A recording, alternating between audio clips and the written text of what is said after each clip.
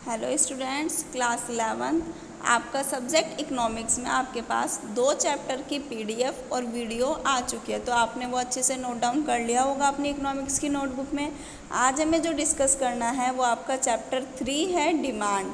ठीक है, तो हम चैप्टर 3 डिमांड की आज इसके चैप्टर की एक्सप्लेनेशन देखेंगे कि इस चैप्टर में क्या क्या बताया है। ठीक है, टर्म 1 का आपको पता ही, आपने सिलेबस देखा होगा कि आपको एमसीक्यूज़ आएंगे आपके टर्म 1 में। तो आपको चैप्टर की वीडियो सुनने के बाद में अपने चैप्टर के एमसीक्यूज़ को भी लर्न करना है, जितने भी आपकी बुक में दिए गए हैं। ठीक है, क्योंकि आप चैप्टर की वीडियो जब आप ध्यान से सुनोगे तो आपको इसमें सारा चैप्टर एक्सप्लेन किया गया है और आप उसके थ्रू एमसीक्यूज़ को लर्न कर सकते हो। ठीक है बच्चों, तो चलिए आज हम डिस्कस करते हैं chapter 3 demand. Goods are demanded because they have the capacity of satisfy our wants, but every want of a consumer cannot be called a demand। कि भाई जो हमारी डिमांड होती है, डिमांड में हमें दोनों चीज़ें चाहिए कि हमारी इच्छा भी हो और एबिलिटी भी हो। Goods are demanded because they have the capacity to satisfy, कि हम वस्तुओं की मांग इसलिए की जाती है क्योंकि उनसे हमारी आवश्यकताएं कंप्लीट होती हैं, उनमें हमारी आवश्यकताओं की पूर्ति करने की क्षमता होती है। But every want of a consumer can not be called a demand, लेकिन उपभोक्ता की प्रत्येक आवश्यकता को हम डिमांड नहीं कह सकते। आपकी डिमांड कुछ और है और आप उससे सेटिस्फाई नहीं हो पा रहे हो, या आपकी डिमांड कुछ और है लेकिन आपको मिल कुछ और गया है ना। तो दोनों चीज़ों पर डिपेंड करता है कि हम चाहते क्या हैं और हमें मिल क्या रहा है। यही सब चीज़ें हमें इस चैप्टर में डिस्कस करनी है। Demand is the quantity of a commodity that a consumer is willing and able to buy at each possible price during a given period of time. कि demand is the quantity, demand को हम हिंदी में क्या बोलते हैं, मांग। कि एक वस्तु की मात्रा है, डिमांड क्या है, एक वस्तु की मात्रा है that a consumer is willing, लेकिन उसे क्या होता है कि हमें एक निश्चित अवधि तक हमारी इच्छा होती है, हमारी एक कि मुझे ये चीज़ चाहिए, एंड एबल टू बाय, और हम उसको अगर ख़रीदने योग्य हैं eight each possible price during a given period of time. लेकिन उसको ख़रीदने के लिए, संभावित कीमत पर ख़रीदने के लिए हमें तैयार और सक्षम भी रहना पड़ता है। अब मान के चलिए आपको कोई चीज़ पसंद आ रही है 1000 रुपये की, आप कोई बच्चे हो है ना, स्टूडेंट है कोई भी, और उसको 1000 रुपये की एक चीज़ पसंद आ रही है और उसको लेने की उसकी विलिंग है, उसकी इच्छा है कि वो चीज़ उसको चाहिए। वो एक कंज्यूमर के थ्रू जाता है शॉप पर और उसको चाहिए कि मुझे ये चीज़ लेनी है, लेकिन उसके पास वो अभी एबल नहीं है, इसलिए उसकी पॉकेट मनी इतनी नहीं है कि वो इस चीज़ को ले सके, है ना। तो आप एबल नहीं हो तो आप उस गिवन पीरियड ऑफ टाइम में उस चीज़ को नहीं परचेज़ कर सकते। आपकी इच्छा है पर आप उसको ख़रीद नहीं सकते। तो ये सब चीज़ें ही डिपेंड करती हैं हमारी डिमांड पर कि हम किस तरह से उस चीज़ को ख़रीदना चाहते हैं लेकिन ख़रीद नहीं पाते हैं। ठीक है, देखो इसके कुछ पॉइंट्स बताएं। क्वांटिटी ऑफ कमोडिटी, वस्तु की हम मात्रा देखते हैं कि इतने रुपए में इतनी ये चीज़ हम परचेज़ कर सकते हैं या नहीं कर सकते। विलिंगनेस टू बाय, खरीदने की इच्छा। प्राइस ऑफ द कमोडिटी, वस्तु की कीमत। एंड पीरियड ऑफ टाइम, यानी कि उसकी समय अवधि। ठीक है, समझ में आया। चलिए नीचे देखते हैं क्या कहा है। Demand for a commodity may be either with respect to an individual or the entire market, कि किसी वस्तु की मांग या तो किसी व्यक्ति के द्वारा, है ना, कि भाई इंडिविजुअल पर्सन है कोई, उसके द्वारा, या पूरे बाजार के संबंध में हो सकती है। तो यहाँ पर डिमांड को भी देखा गया है कि हम किस तरह से उसको ख़रीद सकते हैं। कि भाई ये तो है नहीं कि कंपनी किसी एक पर्टिकुलर पर्सन के लिए ही प्रोडक्ट बनाएगी। जो कंपनी बनाती है वो एक पूरी मार्केट के लिए बनाती है, और जो कंपनी ने प्रोडक्ट बनाया वो पूरी मार्केट में सेल होता है। डिपेंड करता है उसकी डिमांड कितनी है, उसको कितने लोग परचेज़ कर रहे हैं। ठीक है, तो अब हमारी डिमांड को भी डिवाइड किया गया है इंडिविजुअल डिमांड और मार्केट डिमांड में। चलिए देखते हैं इंडिविजुअल डिमांड कैसे होते हैं। इंडिविजुअल का मतलब पता है कि किसी एक पर्टिकुलर के लिए। Refer to the quantity of a commodity that a consumer is willing and able to buy, है ना। तो यहाँ पर उस वस्तु की मात्रा का संदर्भ है कि जिसे एक उपभोक्ता एक निश्चित अवधि के दौरान प्रत्येक संभावित possible at each possible price during a given period of time, यानी कि संभावित कीमत पर खरीदने के लिए तैयार रहता है। अब देखो इंडिविजुअल की बात करिए तो मैंने यहाँ पर हाईलाइट किया हुआ है अ कंज्यूमर, यानी कि एक उपभोक्ता, एक व्यक्ति, है ना। तो जो हमारी इंडिविजुअल डिमांड होती है वो एक कंज्यूमर पर डिपेंड करती है कि एक कंज्यूमर उसको खरीदने योग्य है और उसको उसी टाइम पर वो परचेज कर रहा है। क्लियर हो गई बात। नेक्स्ट देखते हैं क्या है इसमें, डिटरमाइनेट ऑफ डिमांड। तो इंडिविजुअल डिमांड के कुछ निर्धारक तत्व भी बताए हैं, वो देखते हैं क्या है। Demand for a commodity increase और decrease due to numbers of factor, कि डिमांड जो है हमारी वो इंक्रीज और डिक्रीज की जाती है, वो 2 फैक्टर्स पर डिपेंड करती है। First, price of the given commodity, कि उस वस्तु की जो दी गई वस्तु की कीमत है, प्राइस है, वो क्या है। प्राइस ऑफ रिलेटेड गुड्स, और उससे जो रिलेटेड गुड्स हैं उनकी क्या कंडीशंस हैं। तो हमारी जो डिटरमाइनेट होती है वो किस पर डिपेंड करती है, 2 चीज़ों पर डिपेंड करती है, price of the given commodity और price of the related goods. अब इसी में आ जाते हैं हमारे गुड्स को भी डिफाइन किया गया है, सब्सिट्यूट गुड्स और कॉम्प्लीमेंट्री गुड्स, है ना। 2 तो ये हो गए हमारे किसके, प्राइस ऑफ रिलेटेड गुड्स से रिलेटेड है कि वो हमारे गुड्स सब्सिट्यूट गुड्स होंगे या कॉम्प्लीमेंट्री गुड्स होंगे, ठीक है। नेक्स्ट पर आते हैं, थर्ड है हमारा इनकम ऑफ द कंज्यूमर, की उपभोक्ता की आय, कि भाई अगर डिमांड है तो इसको कंज्यूमर अपनी इनकम के अकॉर्डिंग ही परचेज करेगा। टेस्ट एंड प्रेफरेंस, यानी कि वो उसका टेस्ट, स्वाद और प्राथमिकताएं देखेगा, है ना। Expectations of change in the price of future, और भविष्य में कीमत में बदलाव की उम्मीद। जैसे अभी अगर हम इस पॉइंट से लगाएं, जैसे गोल्ड, है ना, कंज्यूमर के लिए तो वो भी एक कमोडिटी, एक वस्तु होगी। तो गोल्ड अगर आपने आज खरीदा तो इन फ्यूचर उसका प्राइस चेंज हो सकता है, तो यहाँ पर हम फ्यूचर में उसके प्राइस के चेंज करने की एक उम्मीद रखते हैं कि यहाँ पर फ्यूचर में इसका चेंज होने की चांसेस हैं। क्लियर होगी। तो ये हमारी इंडिविजुअल डिमांड में आता है। नेक्स्ट आते हैं market demand, refer to the quantity of a commodity that all consumer. देखो इंडिविजुअल डिमांड में हमने हाईलाइट किया था ए कंज्यूमर, और यहाँ पर हमने हाईलाइट किया है ऑल कंज्यूमर। तो जो हमारी मार्केट डिमांड होती है वो किस पर डिपेंड होती है, ऑल कंज्यूमर पर होती है। Are willing and able to buy at each possible price during given period of time, कि किसी वस्तु की मात्रा का संदर्भ अगर हम करें तो जिससे सभी उपभोक्ता एक निश्चित अवधि के दौरान प्रत्येक संभावित कीमत पर खरीदने के इच्छुक और सक्षम हो। अब अगर हम बात करें, मार्केट में इतनी सारी शॉप होती हैं और सभी शॉप पर हमें एक ही प्रोडक्ट मिलता है ना, सबके पास में सारे प्रोडक्ट होते हैं, लेकिन जो एक पर होगा वो हमें दूसरी शॉप पर भी मिलेगा। तो यहाँ पर यानी कि हमें पता चल रहा है कि मार्केट में उस चीज़ की डिमांड है और वो हमें हर एक शॉप पर मिल सकता है। तो यहाँ पर क्या कि ऑल कंज्यूमर, यानी कि सभी कंज्यूमर कहीं से भी ले सकते हैं अगर वो खरीदने योग्य हैं और अगर वो उसी पीरियड ऑफ टाइम पर परचेज करते हैं, ठीक है। अब इसके डिटरमाइनेट ऑफ मार्केट डिमांड देखते हैं। There are certain special features of market demand which are not observe in case of individual demand, कि यहाँ पर बाज़ार की मांग की कुछ विशेषताएं बताई गई हैं जो इंडिविजुअल डिमांड्स के मामले में नहीं की जा सकती हैं। इंडिविजुअल डिमांड से थोड़ा सा चेंज है।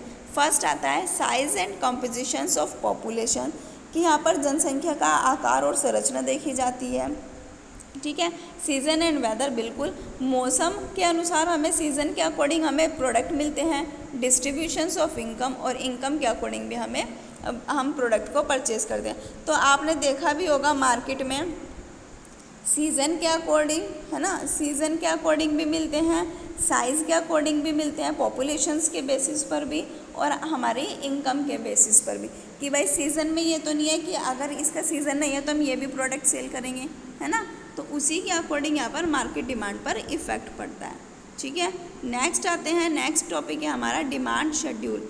बच्चों जितने टॉपिक आपके सिलेबस के अकॉर्डिंग बताए गए हैं आपको उतने ही टॉपिक कराए जाएंगे, क्योंकि आपके पास सिलेबस आ गया है, आप उसमें भी देख सकते हो, ठीक है। Demand schedule, demand schedule is a tabular statement showing various quantity of a commodity being demanded at various level of price during a given period of time.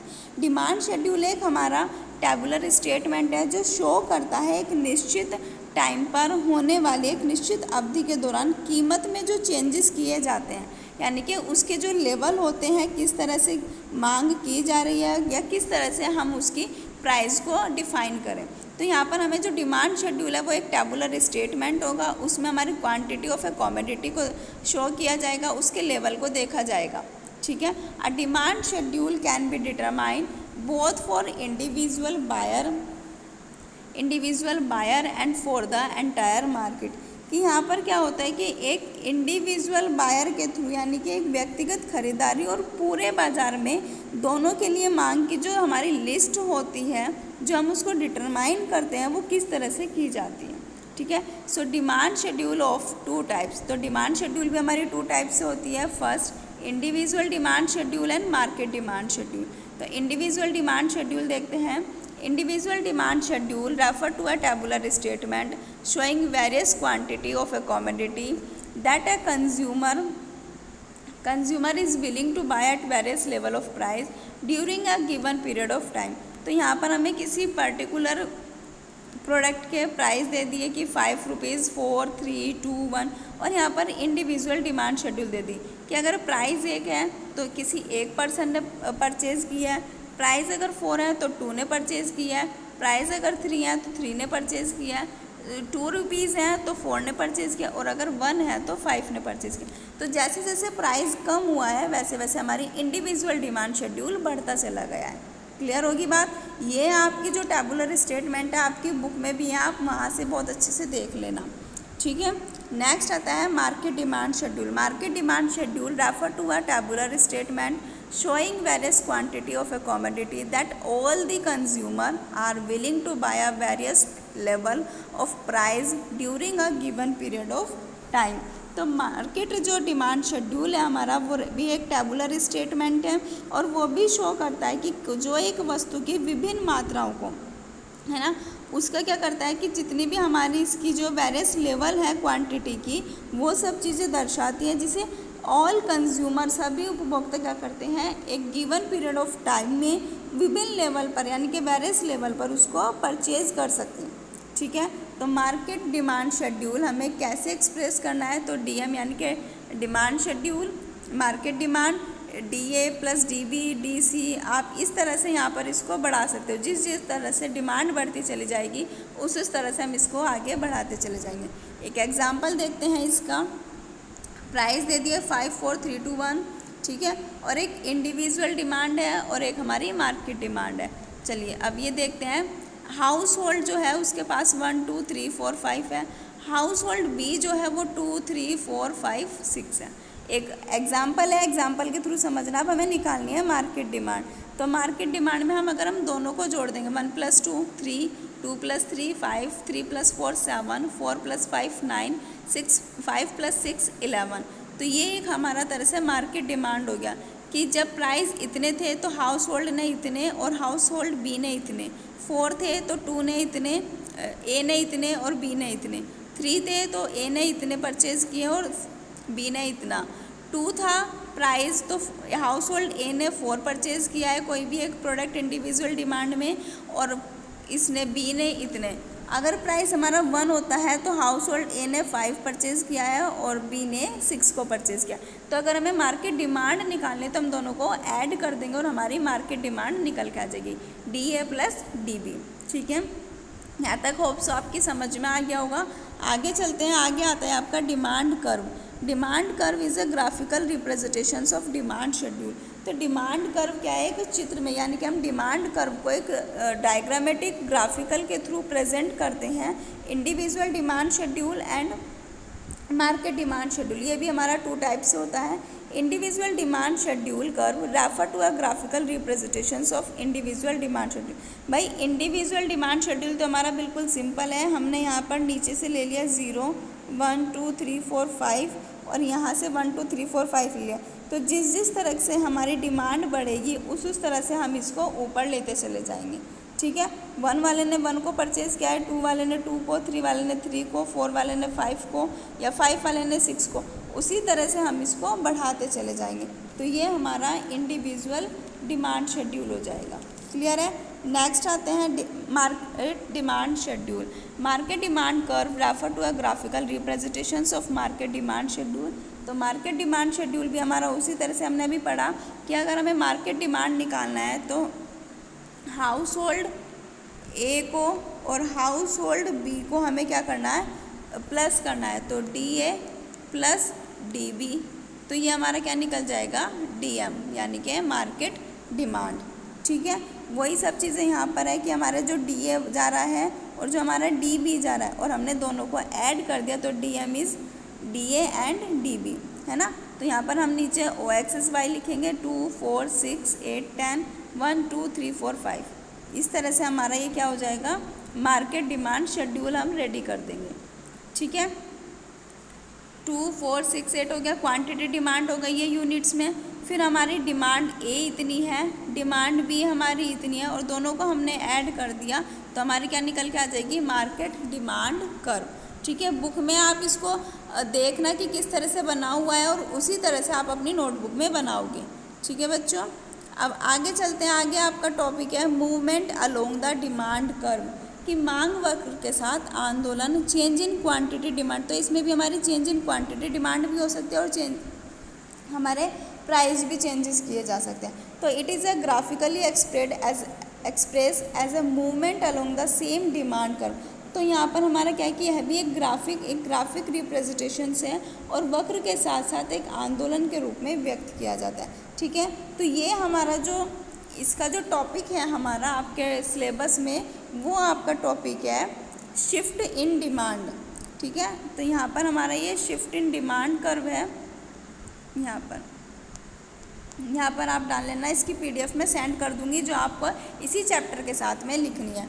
When the demand of a commodity change due to change in any factors other than the own price of commodity, कि भाई जब किसी वस्तु की अपनी कीमत के अलावा किसी अन्य एनी फैक्टर्स में अगर हम चेंज करते हैं, तो उस वस्तु की, उस कमोडिटी में, उसकी डिमांड में चेंजेस होगा, है ना। ओवन प्राइस ऑफ कमोडिटी, तो बिल्कुल सिंपल सी बात है भाई, अगर हमारे कोई एक प्रोडक्ट है और उसके प्राइस में हम कोई किसी एनी फैक्टर्स के आने से चेंज कर रहे हैं, तो उसकी जो डिमांड होगी उसमें तो बिल्कुल क्लियरली बात है, चेंज होना ही होना है। It is known as change in demand, तो हम इसको एक परिवर्तन के रूप में मान सकते हैं, और इसे एक हम डिमांड चेंजेस के रूप में मान सकते हैं। तो यही हमारा क्या है, it is expressed as a shift in the demand curve. तो यही हमने शिफ्ट किया है, किसमें, डिमांड कर्व में शिफ्ट किया है। अब मान के चलिए किसी एक कंपनी का कोई प्रोडक्ट बहुत अच्छे से चल रहा है, लेकिन कोई दूसरे प्रोडक्ट के आने से उसमें हमारा बहुत सारा क्या हो गया, चेंज हो गया, तो वो उस चेंज होने का इफेक्ट किस पे पड़ेगा, ए पर पड़ेगा। तो यही हमारा क्या है, शिफ्ट इन डिमांड कर्व, है ना। क्लियर हो गई बात। अब यहाँ पर रीज़न देखते हैं कि उस रीज़न क्या क्या है। Reason for shift in demand curve, first change in price of substitute goods, जो मैं बता रही हूँ कि हर एक कंपनी, देखो हम कोई भी एक चीज़ यूज़ करते हैं भाई, बहुत सारे प्रोडक्ट आते हैं, फेस वॉश, ऑयल या खाने के भी प्रोडक्ट अगर हम लें तो बहुत सारी चीज़ें आती हैं, लेकिन हर एक का सब्स्टिट्यूट होता है ना, कि अगर हमें ये चीज़ टाइम पर नहीं मिली तो हम इसका सब्स्टिट्यूट यूज़ कर सकते हैं। तो उसके आने से भी कुछ ना कुछ इफेक्ट पड़ेगा, चेंज किया जाएगा, प्राइस में चेंज हो सकता है, उसकी क्वालिटी में चेंज हो सकता है ना, बहुत सारी चीज़ें होती हैं जिनमें चेंज हो सकता है, क्योंकि कोई भी प्रोडक्ट कभी भी दो कंपनियों का सेम नहीं हो सकता, सबका मटेरियल अलग होता है, सबके प्रोडक्ट अलग होते हैं, है ना, सब जो चीज़ यूज़ करते हैं वो अलग होती है। ठीक है, change in price of complementary goods, उनके पूरक भी कॉम्प्लीमेंट्री भी कुछ हो सकते हैं, उनमें भी चेंजेस किया जा सकता है। Change in income of consumer, उपभोक्ता की आय में भी चेंजेस होते हैं भाई, सबकी आय, सबकी इनकम एक जैसी तो नहीं होती। Change in taste and preference, सबकी टेस्ट और पसंद में भी चेंजेस होता है ना। Expectations of change in price in future, जो हमारे फ्यूचर में चेंज है, मैंने अभी इसको ऊपर समझाया आपको, वो भी चेंजेस कर सकते हैं कि भाई अगर हम कोई प्रोडक्ट परचेज़ कर रहे हैं तो भविष्य में इसके प्राइस क्या हो सकते हैं। चेंज इन पॉपुलेशन, हमारी पॉपुलेशंस में चेंज हो सकता है। Change in distributions of income, जो डिस्ट्रीब्यूशंस ऑफ इनकम है उसमें भी चेंजेस किए जा सकते हैं। And change in seasons and वेदर्स, मौसम एंड वेदर्स में भी, सीज़न ऑफ वेदर में भी चेंज किया जा सकता है।